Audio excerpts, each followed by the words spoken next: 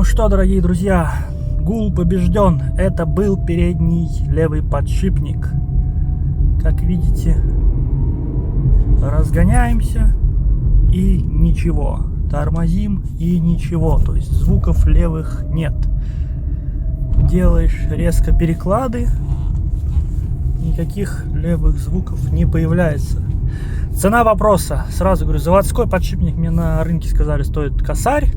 Я взял типа немецкий или как Хофер. 1300, все правильно. 1300 стоил подшипник. И 1200 мой знакомый мне в сервисе сделал. Как бы цена вопроса, 2,5 получается. Время час работы и все. Машина не гудит, снова тишина в салоне. Приятно. Так что знайте, может, вам поможет.